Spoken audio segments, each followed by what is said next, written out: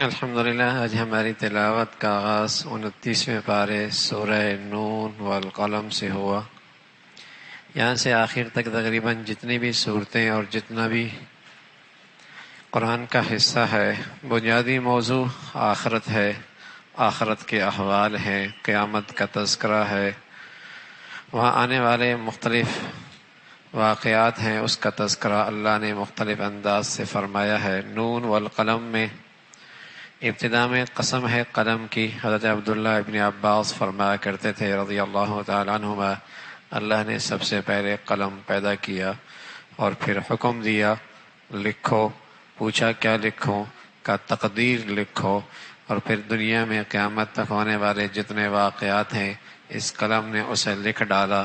اور یہ قلم کا تذکرہ جب قرآن نازل ہوا، اس ماحول اور معاشرے میں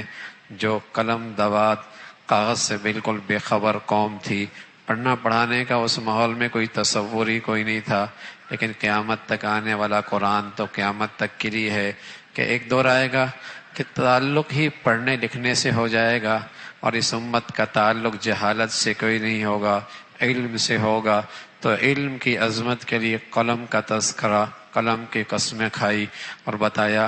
آپ اللہ کے رسول ہیں، آپ مجنون نہیں ہیں۔ اور جو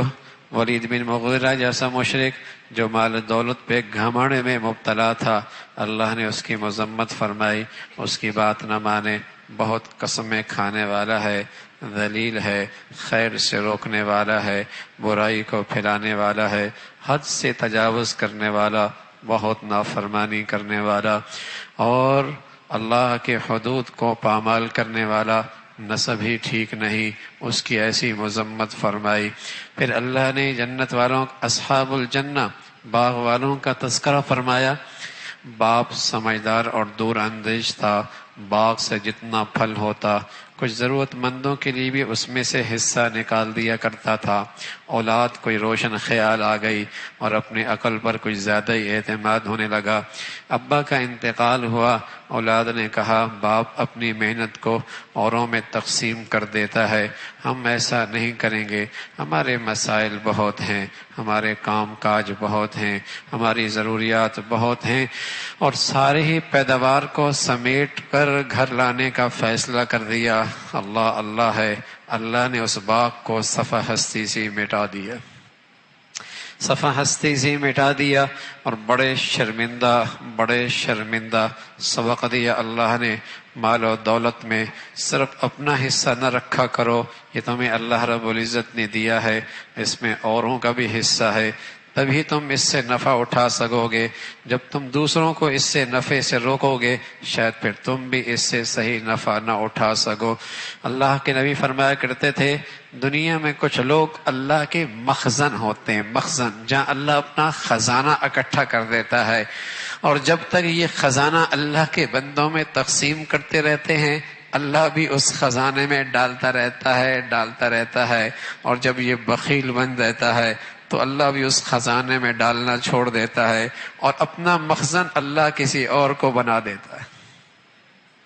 اللہ مال بھی دے اور دولت بھی دے اور عقل اور دانش بھی دے کہ یہ بہت بڑی دولت ہے، کھربوں سال کی زندگی میں اس سے سنوار سکتا ہوں، تو ان نادانوں نے سمجھا کہ اس کو سارا سمیٹ کے اپنی گھر ہی لے جاتے ہیں، کسی اور کو اس سے نفع کیوں دیں، تو اللہ نے صفحہ ہستی سے مٹا دیا، انہیں شرمندگی اور رسوائی ہوئی۔ پھر بے نمازیوں کی مذمت ہے، جنہیں دنیا میں اللہ کی طرف اللہ کے منادی آواز دیتا، آؤ نماز کی طرف، حی علی الصلاۃ، حی علی الصلاۃ،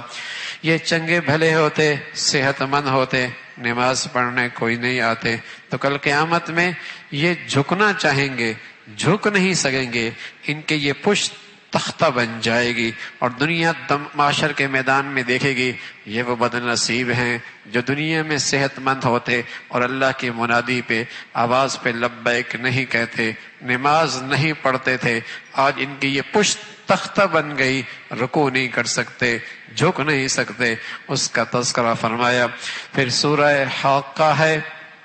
قوم عاد، قوم سمود، قوم لوط کا انجام ثابت ہو چکا، ان کا عذاب کیسے ہوا اس کا تذکرہ فرمایا۔ قیامت کا منظرنامہ ہے، وہاں کی دہشت اور وہاں کا خوفناک عذاب جب کوئی دیکھے گا ہر شخص اپنے رشتوں کو بھول جائے گا، بلکہ اس سے آگے کی بات تمنا کرے گا اولاد کو ڈال دو، بیوی کے ڈال دو، ساتھی کو ڈال دو، خاندان کو ڈال دو، مجھے بچا لو، مجھے بچا لو۔ فرمایا نا مجرم کو سزا ملے گی، وہاں جس کا جرم ہوگا سزا بھی اسی کی ہوگی، دنیا کی طرح نہیں ہوگا۔ مجرم کوئی اور ہے، مصیبت میں کوئی اور پھنس گیا، مجرم یہ ہے کچھ لے دے کے بات بن گئی، مجرم یہ ہے ایسا با اختیار ہے کہ سزا سے محفوظ ہو گیا۔ وہاں ایسی عدالت نہیں ہے، مجرم کو سزا ملنی ہے، اس کا تذکرہ فرمایا، بتایا یہ انسان۔ پھر اللہ رب العزت نے اس کا تذکرہ فرمایا کہ وہاں پھر حساب و کتاب کا سلسلہ ہے۔ نیکی کرنے والوں کو جب نامہ اعمال دائیں ہاتھ میں کا کامیابی کا ملے گا، خوشی خوشی لوگوں کو دکھاتے پھریں گے اور کہیں گے ہمیں یقین تھا کہ اس دن ہماری پیشی ہونی ہے، ہمیں یقین تھا اللہ سے ہم نے ملاقات کرنی ہے، آج اللہ نے ہمیں کامیاب کر دیا ہے۔ جنت ہے، بلند و بالا محلات ہیں اور جھکے ہوئے پھل ہیں، اور اس کے بالمقابل جن کا نامہ اعمال الٹے ہاتھ میں ملے گا کہے گا ہائے کاش کہ یہ نہ میرا ہوتا، نہ مال کام آیا نہ اولاد کام آئی۔ قرآن اللہ کی رحمت کا دوسرا نام ہے، قرآن اللہ کی رحمت کا دوسرا نام ہے۔ بھائی اس گھڑی سے پہلے اللہ نے یہ سب کچھ بتا دیا ہے، شرمندگی ہوگی، ذلت ہوگی، کہے گا نہ مال کام آیا نہ اولاد کام آئی، آج کچھ بھی کام نہیں آیا، اس کا تذکرہ۔ پھر اللہ نے اپنے حبیب کو تسلی دی، آپ صبر کیجئے، مچھلی والے کی طرح نہیں کہ جلد بازی کی اور پھر وہ مچھلی کے پیٹ میں چلے گئے، ایسا نہ ہوئے، آپ صبر کیجئے۔ پھر سورہ معارج ہے، تذکرہ فرمایا اللہ نے کس طریقے سے زمین و آسمان کا یہ سارا نظام بنایا، اور انسان کی کمزوری کہ بڑا جلد باز ہے، مصیبت آ جائے تو جزا فضا کرنے لگتا ہے، اور اللہ اسے کچھ دے دے تو بخیل بن جاتا ہے۔ ہاں کچھ اللہ کے نیک بندے ہیں، نمازوں کا اہتمام کرنے والے ہیں، اور ان کے مالوں میں ضرورت مندوں کا حق بھی ہے، اپنی شرمگاہوں کی حفاظت کرتے ہیں، اپنے عہد کو پورا کرتے ہیں، امانتوں کی رعایت رکھتے ہیں، نمازوں کے 5 وقت کو 5 نمازوں کو اپنے وقت پہ ادا کرتے ہیں، ان کی اللہ کے یہاں عزت اور اکرام ہے۔ پھر سورہ نوح ہے، نوح علیہ السلام کی دعوت، اللہ کا پیغام، دن رات کے اندر اللہ سے کہنے لگے اللہ جتنا بلاتا ہوں اتنی بدکتے ہیں، جتنا بلاتا ہوں اتنے ہی دور ہوتے ہیں، اور ساتھ ان قوم سے کہا معافی مانگو، اللہ سے استغفار کرو، اللہ تمہارے مال و دولت میں برکت دے دیں گے، رحمت کی بارشیں دے دیں گے، تمہاری کھیتوں میں بہار آ جائے گی۔ استغفار کرنے کی یہ ساری برکتیں ہیں۔ رسول اللہ صلی اللہ علیہ وسلم بھی فرمایا کرتے تھے من لزم الاستغفار جعل اللہ له من كل ضيق مخرجا ومن كل هم فرجا ورزقه من حيث لا يحتسب۔ لوگ کہتے ہیں بندش ہو گئی، کسی نے کچھ کر دیا، پتہ نہیں کیا ہوا، سونے کو ہاتھ لگاتے ہیں مٹی ہو جاتی ہے، ایک دور ایسا بھی تھا کہ مٹی کو ہاتھ لگاتے سونا ہو جاتا، پتہ نہیں کسی نے نظر کر دی، بندش کر دی، کیا ہو گیا ہے۔ ارے بھائی اللہ کے نبی نے نسخہ دیا ہے، من لزم الاستغفار جعل اللہ له من كل ضيق مخرجا۔ نبی سے بڑھ کر کوئی بہتر وظیفہ نہیں دے سکتا، اور نبی سے بڑھ کر بندش کا علاج اور کوئی نہیں بہتر دے سکتا۔ جعل اللہ له من كل ضيق مخرجا، کثرت سے اپنی غلطیوں پہ ندامت پر استغفار کرو، اللہ ہر تنگی سے راستہ نکالے گا، ہر غم سے نجات دے گا، تمہاری ساری بند گلیاں، بند دروازے، بندشیں سب اللہ کھول دے گا۔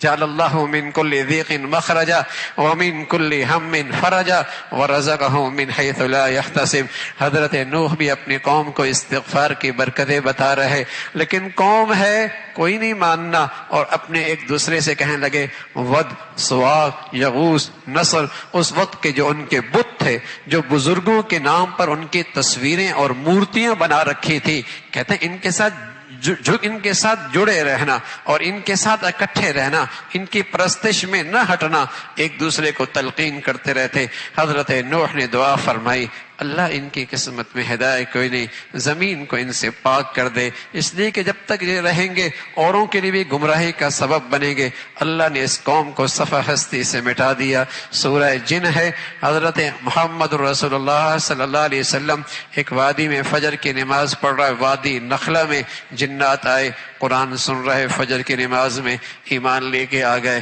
اور ایسے ایمان والے بنے، ایمان بھی لے آئے، دائی بھی بن گئے، مبلغ بھی بن گئے اور دین کے خادم بھی بن گئے، اسلام کے سفیر بھی بن گئے اور اپنی قوم کو دعوت دینے لگے اور اپنی قوم کو اسلام کے پیغام سنانے لگے۔ اس کا تذکرہ فرمایا۔ پھر اللہ کے گھر اللہ کے تذکروں کے لیے ہوا کرتے ہیں، دنیا کے تذکروں کے لیے نہیں۔ اے پیغمبر آپ کہہ دیں کہ نفع نقصان کا مالک اکیلا اللہ ہے، نفع نقصان کا مالک اکیلا اللہ ہے، ہر چیز کا علم اکیلے اللہ کے پاس ہے اور وہ ہر چیز کو ایک مقدار سے دنیا میں بھیجتا ہے۔ پھر اللہ نے اپنے حبیب کو پیارے لفظ سے کہا، یا ایھا المزمل، اے کملی اوڑھنے والے نبی۔ ہاں کیا پیارا انداز ہے، قم اللیل الا قلیلا، رات کو تہجد کی نماز کی فضیلت اور اس کی اہمیت اور اس کا تذکرہ کہ جب آپ اکیلے ہوں گے، تنہا ہوں گے، یکسوئی ہوگی تو آپ کی توجہ بھی خوب ہوگی، اس کی فضیلت فرمائی۔ نبی پر یہ نماز واجب تھی لیکن امت پر اللہ نے آسانی فرما دی، نفل ہے، اللہ ہمیں نصیب فرما دے۔ ہے اللہ کے خاص بندوں کی نماز، ہے یہ تہجد اللہ کے خاص بندوں کی نماز، ساری دنیا کی نظروں سے اوجھل ہے یہ اور اس کا اللہ ہے۔ یہ خلوتوں اور تنہائی میں جس سے رشتہ جوڑا ہوا ہے واقعی اس سے کوئی گہرا تعلق ہے، اس لیے اللہ کے پیاروں کی یہ نماز ہے، اللہ کے خاص بندوں کی یہ عبادت ہے۔ حضرت عبداللہ ابن سلام رضی اللہ عنہ تشریف لائے، فرمانے لگے میں اللہ کے نبی کے پاس آیا تو آپ سب سے پہلے ارشاد فرما رہے تھے، افشوا السلام واطعموا الطعام وصلوا باللیل والناس نیام تدخلوا الجنۃ بسلام۔ بس یہ میرا سننا تھا کہ اسلام کی تعلیمات میرے دل میں گھر گھر گئی۔ اللہ کے نبی فرمائے لوگو سلام کو پھیلاؤ، اس میں سلامتی کا پیغام ہمیں، واطعموا الطعام کھانا کھلاؤ، وصلوا باللیل والناس نیام لوگ سوئی ہوئی ہوں اور تم اللہ کے سامنے کھڑے ہو جاؤ، تدخل الجنت بسلام سلامتی سے جنت میں داخل ہو جاؤ گے، سلامتی سے جنت میں داخل ہو جاؤ گے۔ تو کچھ حصہ اللہ ہمیں نصیب فرما دے۔ رمضان کی ان گھڑیوں میں تو بھائی سحریوں میں ہم جیسے گناہگار بھی اڑ جاتے ہیں، تو اسی گھڑیوں کے فائدہ اٹھائیں۔ جا نماز لے لی، چاہے نماز لے لی، کمرے میں چلے گئے، خلوت میں چلے گئے، تنہائی میں چلے گئے، کچھ رکعتیں پڑھ لی، اور ان رمضان کے گھڑیوں میں کچھ اللہ سے ایسا تعلق بن جائے کہ مولا سے کہہ دو اے اللہ ساری زندگی ہی نصیب فرما دے، تو اس کی رحمت سے کیا بعید ہے ساری زندگی ان گھڑیوں میں اٹھنا نصیب ہو جائے۔ پھر سورہ مدثر کا تذکرہ ہے، اے اللہ کے نبی اٹھو، اللہ کی پیغام کو عام کرو اور اپنے رشتہ داروں اس کا آغاز کرو، اس کا تذکرہ فرمایا۔ پھر وہ سرکش جو اللہ کے نافرمان تھے اور ضدی اور عنادی تھے، جب ان کے سامنے فرشتوں کا تذکرہ آیا کہ وہ اللہ کے فرشتے جہنم پہ انتظار میں ہیں اور اس کا وہاں کھڑے ہیں، تو چند گنتی تھی تو مذاق اڑانے لگ گئے۔ پھر اس کا جہنمیوں کا تذکرہ فرمایا جو دنیا میں اللہ کی ساری زندگی پسند کی زندگی کو جھٹلاتے، اور وہ جہنم میں پڑے ہوں گے اور ان سے پوچھا جائے گا تمہارے جہنم میں جانے کی وجہ کیا بنی، تمہارے جہنم میں جانے کی وجہ کیا بنی؟ اللہ نہ کرے وہ وجہ میرے بچوں میں ہو، اللہ نہ کرے وہ وجہ میری بچیوں میں ہو، اللہ نہ کرے وہ وجہ ہماری زندگیوں کے اندر ہو، اللہ نہ کرے وہ ہمارے گھر کے کسی فرد کے اندر ہو، اللہ نہ کرے وہ کسی مسلمان بھائی کے دوست کی زندگی کے اندر ہو، تمہاری جہنم میں جانے کی وجہ کیا بنی؟ کہنے لگے جہنمی کہنے لگے ما سلککم فی سقر قالوا لم نک من المصلین، ہماری جہنم میں جانے کی وجہ یہ بنی کہ ہم نماز نہیں پڑھتے تھے، لم نکو من المصلین، ہم نماز نہیں پڑھتے تھے۔ اللہ نہ کرے ہمارے بیٹے میں یہ وجہ ہو، اللہ نہ کرے ہماری بیٹیوں میں یہ وجہ ہو، اللہ نہ کرے ہمارے گھر کے کسی فرد میں یہ وجہ ہو، کیوں جہنم میں پڑے ہو؟ کہنے لگے لم نکو من المصلین، نماز نہیں پڑھتے تھے، کھانا نہیں کھلایا کرتے تھے، اور بے دین لوگوں کے ساتھ مل کر اہل دین کا مذاق اڑایا کرتے تھے اور بے دینی میں ان کا سہارا اور ساتھ دیا کرتے تھے۔ سچ یہ تھی ہمیں تو مرنے کے بعد کی زندگی کا یقین بھی کوئی نہیں تھا کہ مرنا بھی ہے کہ نہیں، پھر اٹھنا بھی ہے کہ نہیں۔ یہ جہنم میں پڑے ہوئے لوگوں کا جواب ہے پڑھی ہوئی لوگوں کا جواب ہے۔ اللہ ان تمام کمزوریوں سے ہمیں، ہماری اولادوں کو، ہماری نسلوں کو ہمیشہ محفوظ فرمائے۔ پھر سورہ قیامت کا تذکرہ ہے، قیامت آنے والی ہے، اللہ کی قدرت نہیں دیکھے کیا نظام ہے، یہ چھوٹے چھوٹے پوروں پہ یہ اللہ کی قدرت کا شکار ہیں، لاکھوں کروڑوں اربوں انسان ہیں، ہر ایک کے انگلیوں کے پورے مختلف ہیں،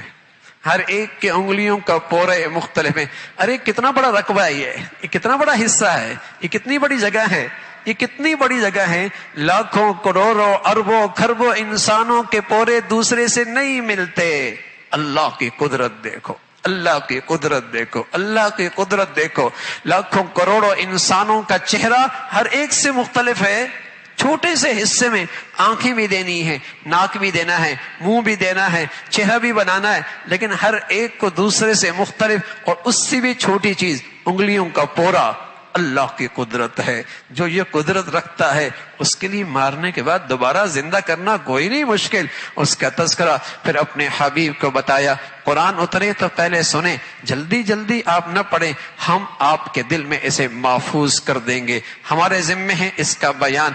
ان علینا بیانا، اس کا بیان ہماری ذمہ داری ہے، ہمارا ایمان ہے۔ بیان نبی کی زندگی کا نام ہے، بیان نبی کی حدیث کا نام ہے، بیان نبی کے ارشادات کا نام ہے۔ قیامت تک قرآن بھی محفوظ، حدیث بھی محفوظ ہے، اللہ نے اس کا انتظام کیا ہے، قرآن میں اللہ نے اس کا وعدہ لیا ہے۔ پھر اللہ رب العزت نے قیامت کا تذکرہ فرمایا، اور کس انداز سے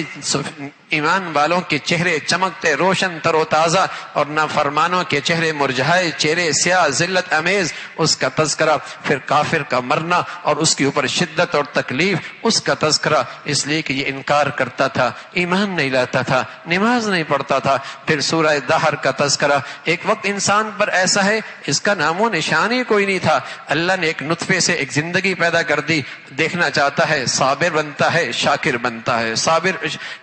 شکری کرتا ہے، شاکر بنتا ہے، کیا کرتا ہے، ان ہدی، دونوں راستے اللہ نے دکھا دیے، حق کا بھی باطل کا بھی، صحیح بھی غلط بھی، اس کا تذکرہ۔ پھر جنت والوں کا تذکرہ جو صرف اللہ کی خاطر کھانا کھلاتے، وَيُطْعِمُونَ الطَّعَامَ عَلَىٰ حُبِّهِ مِسْكِينًا وَيَتِيمًا وَأَسِيرًا إِنَّمَا نُطْعِمُكُمْ لِوَجْهِ اللَّهِ۔ کوئی کسی سے بدلہ، احسان، شکریہ کچھ بھی مقصود نہیں، اللہ کو راضی کرنا مقصود ہے۔ جنت کا تذکرہ ہے، اور وہاں مختلف قسم کی نعمتوں کا تذکرہ، چھوٹے چھوٹے بچے ہاتھوں میں پانی لے اور مشروبات لیے جنتیوں کے دائیں بائیں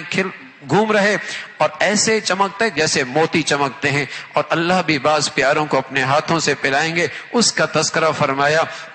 پھر سورہ مرسلات ہے، کئی ساری اللہ نے قسمیں کھائیں، قیامت آنے والی ہے اور بڑی بربادی ہے جو اس کا انکار کرتے ہیں، اور اللہ رب العزت نے اہل جنت کے لیے بہترین باغات تیار کر رکھے ہیں۔ پھر سورہ نبا، بہت بڑی خبر، وہ کیا ہے، قیامت کا تذکرہ ہے، اور پھر قیامت کے ثبوت کے لیے زمین و آسمان کا یہ نظام، اللہ کی قدرت کا شہکار، جو اللہ یہ سارا کر سکتا ہے، وہ مرنے کے بعد کی زندگی دینے پر قادر ہے۔ پھر جنت کا تذکرہ، صفیں لگی ہوں گی، فرشتے کھڑے ہوں گے، اور اللہ رب العزت اپنے شائن نشان معاشر میں آئیں گے۔ کیسے آئیں گے، وہ اللہ کی کیفیت اللہ ہی جانتا ہے۔ اللہ کی یاد کے بغیر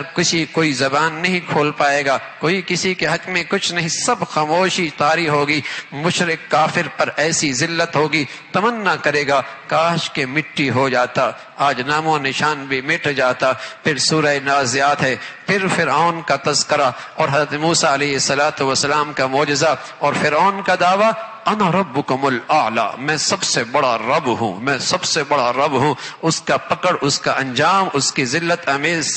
جسے کہے کہ شکست، اس کا تذکرہ۔ پھر بہت بڑی خبر قیامت کی ہے، جب ہر چیز سامنے آ جائے گی، اور جو اللہ سے ڈرنے والے ہیں، اپنے نفس کو قابو پانے والے ہیں، جنت ان کا ٹھکانہ ہوگا۔ پوچھتے ہیں قیامت کب آئے گی، اس کا صحیح علم اللہ کے پاس ہے۔ سورہ عبس ہے، ایک نبینا صحابی عبداللہ ابن مکتوم حضور رضی اللہ تعالیٰ عنہ حضور علیہ السلام کی خدمت میں آئے، اتنے میں حضور کے پاس قریش مکہ کے بڑے بڑے سردار بھی بیٹھے ہوئے تھے، یہ اللہ کے نبی کے پاس موقع تھا انہیں اللہ کا پیغام سنا دیں۔ اتنے میں عبداللہ ابن مکتوم آئے، اپنی طرف متوجہ کیا، اللہ کے نبی صلی اللہ علیہ وسلم کے چہرے پہ ناگواری، وہ تو اپنا ہی ہے، بعد میں بھی بات سنی جا سکتی ہے، یہ ایسے لوگ ہیں ہاتھ آتے نہیں ہیں، آج ہاتھ آ گئے، ان سے پہلے بات کر لوں۔ اللہ اکبر، اللہ نے فوراً اپنے پیغمبر کی تربیت اور اپنے پیغمبر کو پیغام دیا، یہ طلب لے کے آیا ہے، یہ طلب والے نہیں ہیں، طلب والے کا پہلا حق ہے۔